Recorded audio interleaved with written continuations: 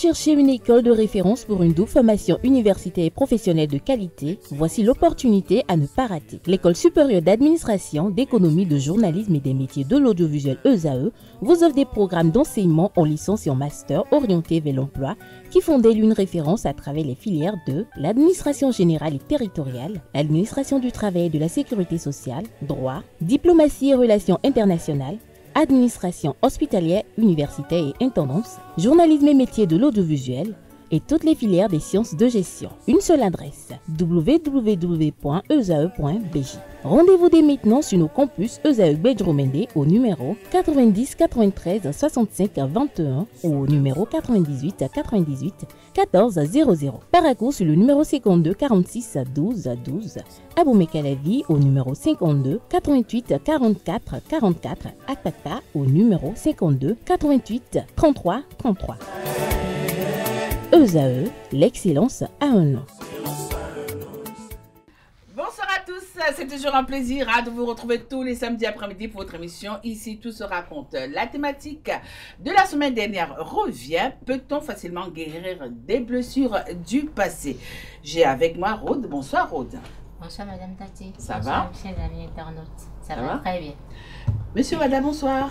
Bonsoir aux internautes, bonsoir à tout le plateau et bon retour pour ce thème palpitant. Celle qui a mis ça au frais et il ressort ça ce samedi. Bonsoir. Bonsoir Tatiana, bonsoir chers internautes. Attendez pour entendre les vraies vérités sur cette... Oh, elle a promis mettre le feu, ne l'écoutez pas. Bonsoir. Bonsoir chers internautes. Espoir, comment ça va? Ça va très bien, monsieur Aguemon. Espoir, tu es en mode volcan? Alors, monsieur Bada, Rhodes, suis paisible. Espoir et monsieur Aguemon, dites-moi un peu, le passé, les blessures et guérir ont-ils un lien? Si oui, lequel? Je dirais que le passé, les blessures et la guérison ont un lien très profond. Le lien, ce sont les émotions. Le lien, ce sont les personnes qui nous blessent. Et pour parler de personnes qui blessent, ce sont les hommes qui blessent les femmes de tout temps. Depuis la nuit des temps, en réalité, si les femmes ont toujours souffert ou ont changé leur carapace, comme je disais tantôt à la fin de la première partie, c'est que ce sont nos hommes que nous aimons beaucoup, nos papas, nos hommes, nos frères. C'est vrai, ils ont démissionné pour la plupart et c'est ça qui fait qu'on assiste à beaucoup de déviance aujourd'hui et qu'on souffre énormément parce qu'on voit beaucoup de mères célibataires aujourd'hui qui se battent au quotidien, qui se disent je veux être autonome parce que mon mari m'a trompé, parce qu'on m'a jeté, je suis seule, parce qu'il ne veut pas être responsable. Et donc on se retrouve face à ce fléau là et un seul homme se retrouve avec plusieurs femmes ou une seule femme et plusieurs conjointes. Il se permet de faire beaucoup d'enfants auprès de ces différentes femmes-là avec beaucoup de promesses, des tas de promesses non respectées, jamais honorées. Et ce qui fait que la jeune fille, de la femme, de la fille, de la mère ou de la jeune fille qui se retrouve dans cette position-là, qui également est l'enfant, n'oublions pas, d'un homme et d'une femme, le fruit d'un amour, se retrouve maintenant seule avec des blessures à chérir. Donc tout le temps, ça a toujours été en majorité nos hommes qui sont responsables de ça. Et je dirais en tant que responsable en fait de l'épanouissement et de l'éducation saine auprès des enfants, je dirais que la responsabilité est partagée au niveau des parents, en ce sens où ils disent toujours, nos hommes ont tendance à dire, c'est la femme qui éduque, l'homme amène l'argent. Je suis désolée. Un enfant doit être éduqué par ses deux parents. D'accord. Non, je vais pas. Attends, elle essaie de, je vais revenir vers toi. Je vais revenir vers toi. Monsieur, calmez, monsieur Adé. Monsieur Bada, s'il vous plaît. Monsieur Bada, s'il vous plaît. Monsieur Bada, s'il vous plaît. Monsieur Aguemon, dites-nous, elle a parlé d'un lien émotionnel. Et vous, quel est le lien que vous faites entre le passé, les blessures et guérir? Écoutez, Espoir, Oui. c'est comme si en réalité on n'est pas là pour quand même donner des conseils pour amener les gens à quitter le stade où ils sont actuellement. Donc vous avez mal écouté alors, et vous avez mal interprété. 98%. Non, monsieur Aguemon, je ne voudrais pas qu'on aille sur ce... Non, je dis simplement que 98% des hommes de la Terre. Selon quelles statistiques? Sortez-moi les statistiques réelles, parce que moi j'ai des statistiques à vous donner. Sortez-moi ces 98%. S'il vous plaît, on va laisser monsieur Bada, monsieur Aguemon. Monsieur Aguemon. Même il n'y a pas une famille où quelqu'un ne souffre pas. Oui, moi je veux, avant d'entrer dans le vif du sujet, s'il vous plaît. Le lien dont tu parles là, oui. Le lien, le seul lien aujourd'hui, c'est le changement de comportement. D'accord. Si nous changeons de comportement, je crois que la solution est là. D'accord. Alors, Rhodes, dites-nous un peu, le passé, les blessures et guérir ont-ils un lien? Si oui, lequel? Le passer les blessures et guérir, bien sûr, il y a un lien. Parce que je ne peux pas parler d'un présent sans un passé. Et quand je vis le présent, ça, c'est pour construire aussi un futur. Donc, on ne peut pas parler de tout ce processus-là sans un lien. Passé, blessure, guérison, bien vrai, il y a un lien émotionnel qui intervient dans chaque niveau. Dans le passé, il y a eu des événements dont dans la tête, tu as su gérer ça d'une manière ou d'une autre. Ça t'a créé des blessures selon ton type de personne, mais avec le temps, tu te diras que ces blessures-là, je dois les gérer. Ça va commencer à créer une nouvelle forme de toi. Tu étais quelqu'un au départ, avant que les événements n'arrivent, mais les émotions que tu as drainées, ça te forge. Une autre carapace. Ça te façonne au jour le jour.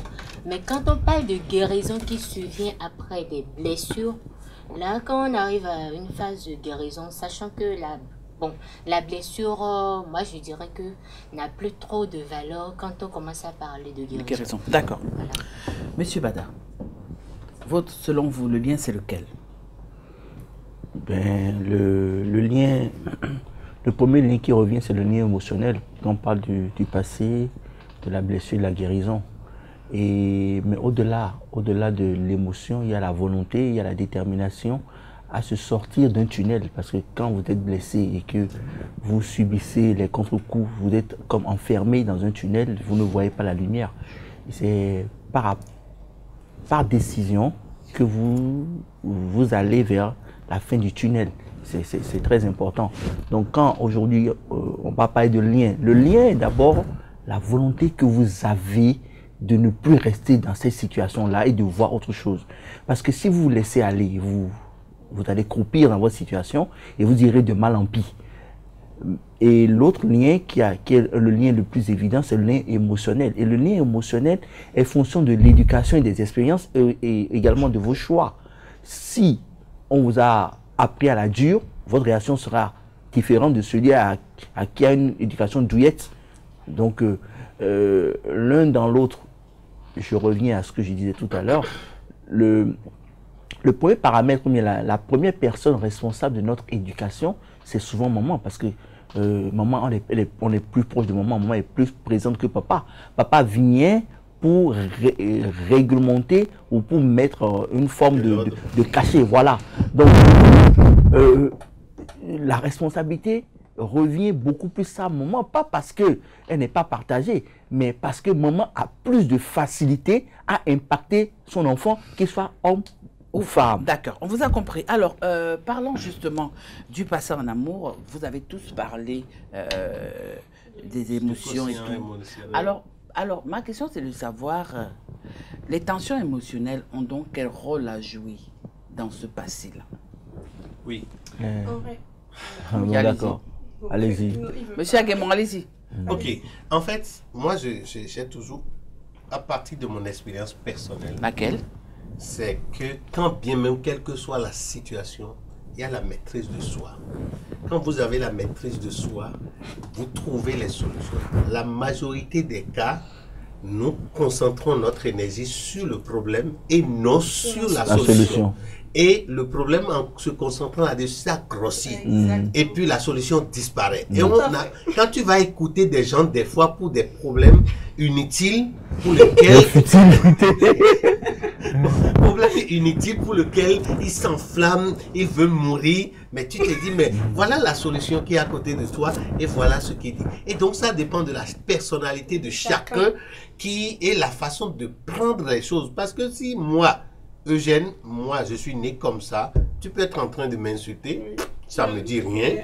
Tu peux être en train de me critiquer, moi j'entends. Ça fait grossir même quand on critique. Ça change moi je suis heureux quand on me critique. Donc déjà, ces éléments-là me permettent déjà de savoir que je n'attends rien de personne. Parce que si tu attends quelque chose d'une personne qui ne te donne pas, ça fait plus mal. Ça devient blessure. Donc si je n'attends rien de toi, on s'est entendu sur quelque chose, on se met ensemble. Si ça marche, tant mieux. Ça ne marche pas, tant pis.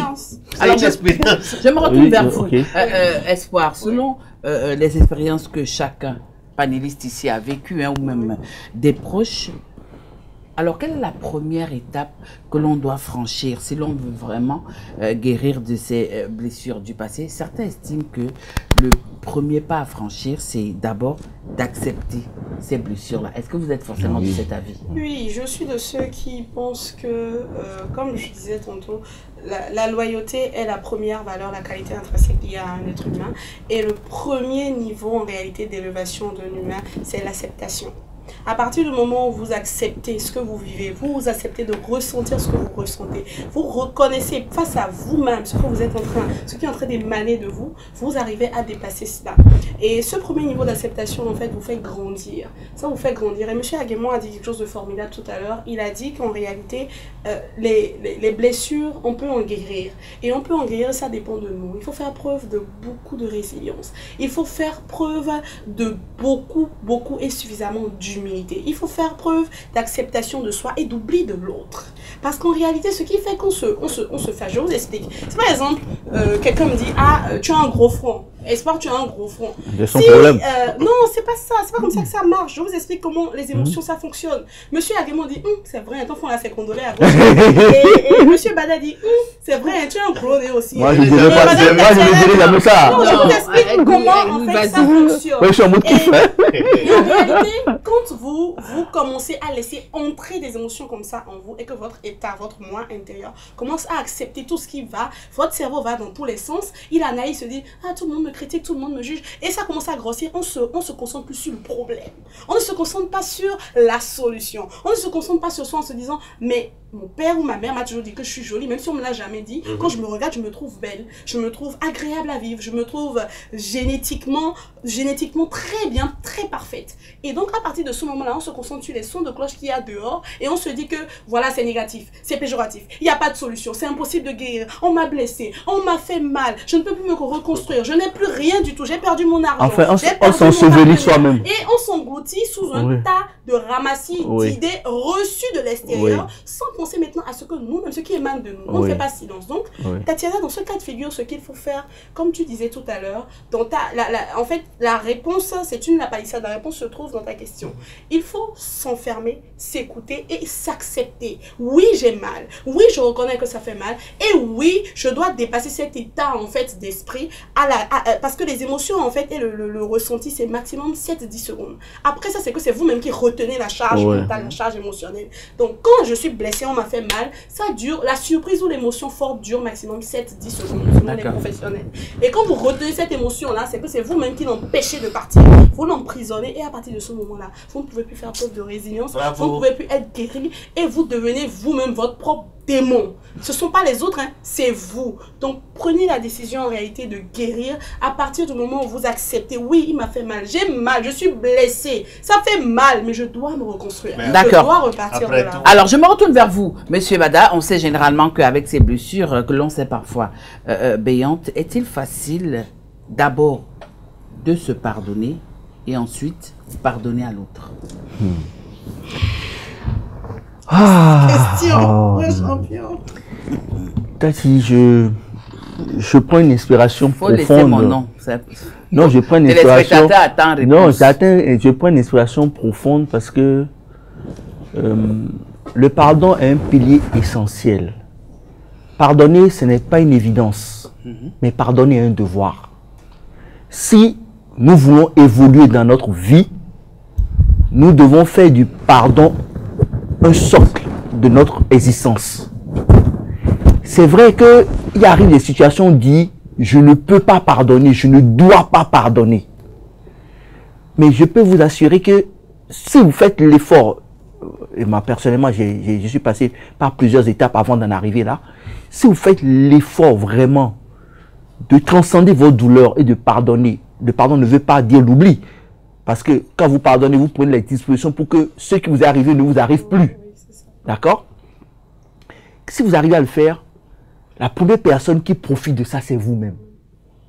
Vous avez une paix intérieure terrible. J'écris des chroniques quotidiennes. Aujourd'hui, j'ai parlé de la vie intérieure et la vie extérieure. La vie intérieure est ce qu'on doit préserver. C'est ce qu'on doit cultiver.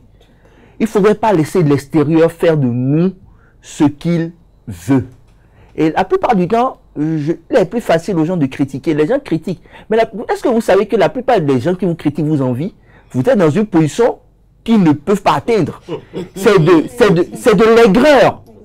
Et puis c'est des gens qui n'ont rien à faire de leur vie. La jalousie à outrance. C'est la jalousie à outrance, la critique. Quand vous voyez quelqu'un qui commence par mal parler de vous, mais buzz is buzz. Prenez du plaisir.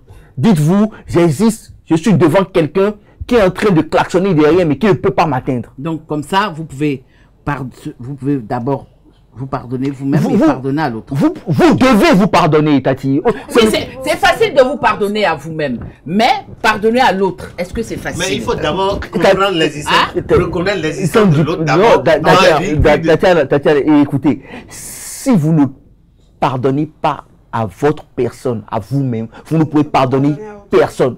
D'accord. C'est-à-dire que chaque fois que vous enfermez dans ce carcan de la rancune ou de l'absence de lâcher prise, vous assurez que vous vous faites du mal. Ça, c'est un bon mot, le lâcher prise. Et je crois qu'au niveau au niveau cellulaire, on parle d'un phénomène de sporification, de soporification, où la cellule perd tous ses membres et revient à son noyau et essaye de se régénérer. Tous les hommes, nous devons passer par cette étape-là quand ça ne va pas, nous recentrer sur nous-mêmes, retrouver notre lumière intérieure pour nous régénérer et pour que jamais éblouissant. Alors, Rod, il a parlé de régénérer. Alors, moi, la question que je vais vous poser, lorsque ces personnes ont été blessées en amour, est-ce qu'elles peuvent facilement avancer sans regret? Facilement avancer sans regret? Ah, moi, j'ai posé ma question. Sa question. Non, tu ne peux pas facilement avancer sans regret. Pourquoi? Il y a toujours de regrets quand c'est que tu as été blessé. C'était retrouvé. C'est vrai, on dit qu'une personne est soit une leçon ou une expérience, dit-on. Mais évoluer sans regret tant que c'est une blessure, dans l'âme, je ne suis pas très sûre que c'est facile à évoluer sans regret, parce que tu te dirais que tu as tout donné, tu as fait tout là. Mais ça, c'est aussi un état d'esprit. Le regret aussi, c'est aussi un état d'esprit. Merci. Si ça vous arrive, vous allez faire comment? Parce que c'est bien beau de contourner derrière le petit vase. Vous allez faire comment? Bah oui, j'aurais aimé que Ruth soit là cet après-midi, ça allait prendre feu, en tout cas. Mais sinon, je peux enflammer les choses. Ah oui,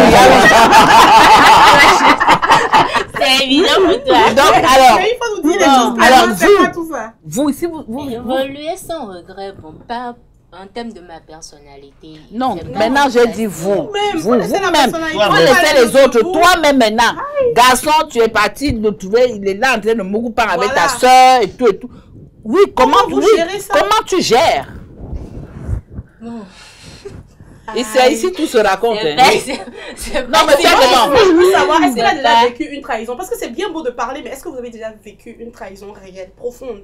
Non. Mais si vous l'avez, ben voilà. Je n'ai pas encore. Mais moi, j'attends, j'ai posé ma question, je veux ma réponse. Vous ça comme ce que madame. Oui. Mais bon. Qu'est-ce que vous avez fait? Quand je me mets dans la peau d'une personne. Laisse la personne, on dit toi-même. C'est ta meilleure amie. Ne te mets pas. Toi, si ça t'arrive, comment est-ce que tu vas faire? Est-ce que tu pourras avancer sans regret? Non, c'est pas évident. Ah voilà, je suis. Oui. Alors, non. Cette question n'était pas la vôtre. Voici la vôtre. Okay, alors, une fois que on a connu toutes ces blessures-là, croyez-vous que c'est facile d'apprendre à s'aimer? Comme le préconisent certains. Parce que certains estiment que oui, vous avez connu des blessures, oui, il fallait maintenant avancer. Mais pour avancer, est-ce que vous êtes prêts? La blessure vous apprend à mieux vous connaître. À vous aimer. Moi. C'est ça, je crois. Je dois vivre. Je veux pas qu'on parle de vous. Non. Je veux qu'on généralise. Ok. En fait, l'homme est né pour vivre. Vous avez un but sur la terre et que vous devez rencontrer des difficultés. Moi, là où ça ne me dit rien pratiquement, c'est quoi? Quand tu viens rencontrer même ta femme avec un autre homme, c'est parce qu'ils se sont entendus. Qu'est-ce que tu peux faire? C'est un choix qu'ils ont fait. C'est un choix qu'ils ont fait. Et toi, tu ne peux rien pour empêcher. Maintenant que c'est arrivé, tu vas regretter quoi? Moi, je m'en fous. Hein. Je dis toujours aux gens, j'ai une mission. Peu importe la difficulté, moi, je vais respecter les règles pour atteindre l'objectif. Point barre. Tout ce qu'on dit là, c'est... Au fait, est-ce que quand tu regrettes là, tes regrets là, t'apporte quoi de positif? Ça ne change rien à la situation. Si ça ne t'apporte rien de positif, alors prends tes dispositions. Basta, tu continues ton chemin. Alors, monsieur, non, c'est vous, Espoir. C'est moi. En amour, elle est douce ce soir. Hein? En amour, certains besoins. Elle est à côté de moi, je comprends. En amour, certains ont besoin de méditation pour se relancer. Alors, dans le cas où il y a cette blessure-là, je continue d'insister dessus, où il y a cette blessure-là qui est béante, qui vous rend gaga, est-ce que la méditation a sa place? Oui, je dirais la concentration. Je dirais à 1000%, sinon à 5000% ou à 1 milliard de pourcentage, la méditation a sa place quand on est blessé. Quand on est blessé, d'ailleurs, on recommande en réalité de se retourner vers son soi intérieur, de faire preuve de méditation et d'essayer plutôt de se concentrer, de se focaliser sur ses chakras. Pour ceux-là qui savent ce dont je suis en train de parler, il faut se concentrer et essayer d'activer ces chakras. Si vous pouvez le faire, c'est le mieux à faire, c'est l'idéal même. Et déjà, en réalité, écouter son... Vous savez, on dit souvent que on parle souvent de 5 sens, mais en réalité, il y a 6 sens. Et le 6e est beaucoup plus profond, c'est l'intuition.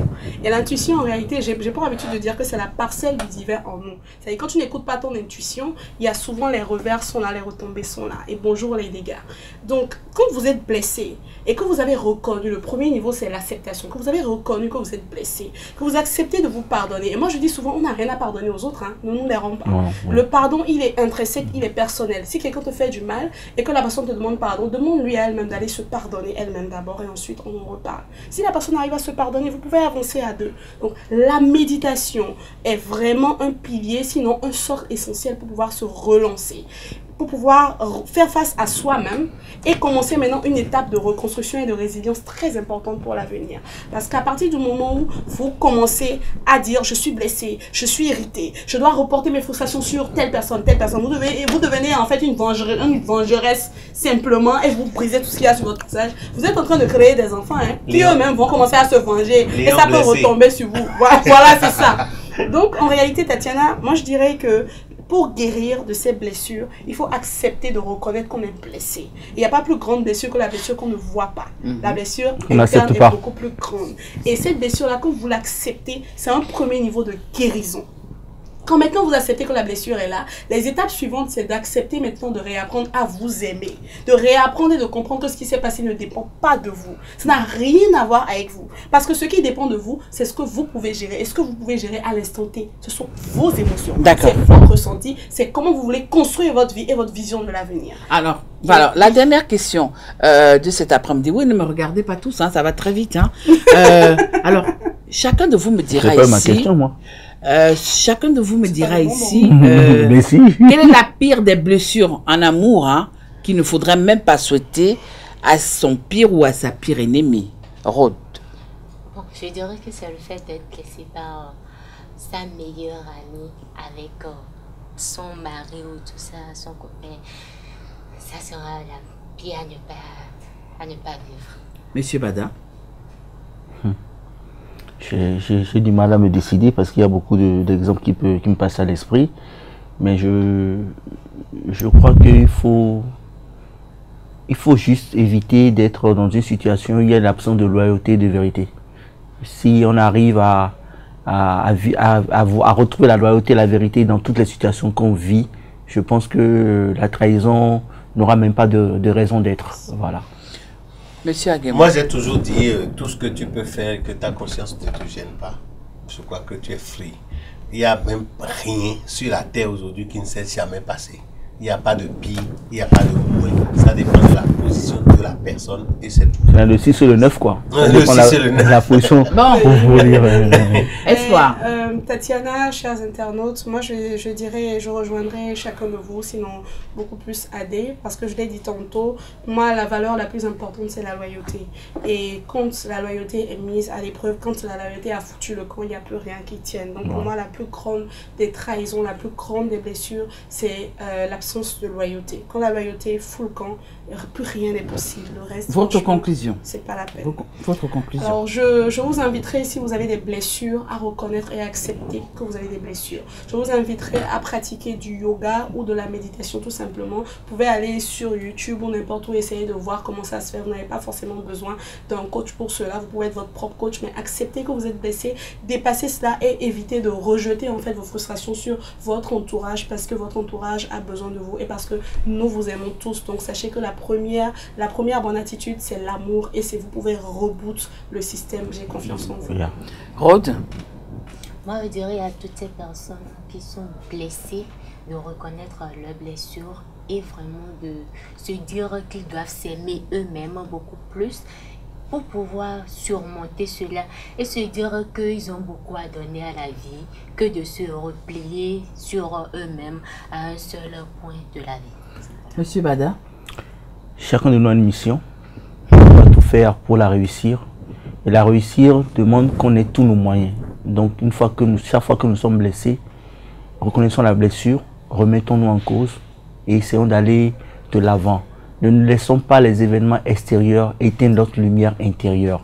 Travaillons sur l'intérieur de qui nous sommes pour pouvoir être le soleil vivant que nous devons être. Monsieur Aguemon?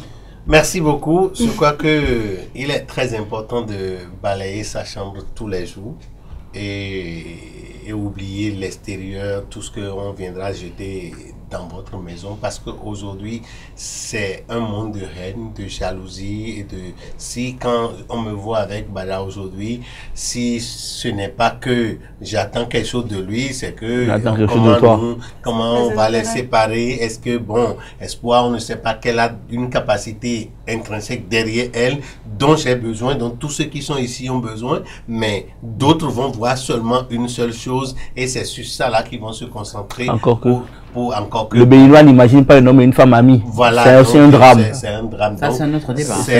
C'est nécessaire aujourd'hui que nous essayons nous-mêmes de nettoyer notre chambre, balayer régulièrement nos cœurs. Et moi, ce qui m'intéresse Ne recommencez pas l'émission. Hein. Non, encore que c'est un thème très intéressant. Vanité des vanités, tout est vanité. Si vous prenez la vie comme ça, là, vous allez vivre le plus simple que possible. Moi, rien n'est important pour moi. Je n'ai pas de secret. Tout passe. Et puis, ça y est. La vie continue. Je ferai mon temps et je vais partir tout en souriant. Les gens seront en train de pleurer en ce moment. Vous dites, ah non, non, je fais mon temps maintenant, ici et maintenant pour rencontrer. Voilà, chers amis internautes, chers téléspectateurs de la meilleure des web télévision. Nous sommes arrivés à la fin de notre émission Ici tout se raconte de cet après-midi. Pendant 2 semaines, peut-on facilement guérir des blessures du passé en amour? Vous les avez tous écoutés. La semaine dernière, Ruth, vous avez écouté Espoir, vous avez écouté Monsieur Bada, Monsieur Aguemon et Rhodes. Moi, je dis, devant là, c'est mieux. Au revoir. Retrouvons-nous le samedi prochain.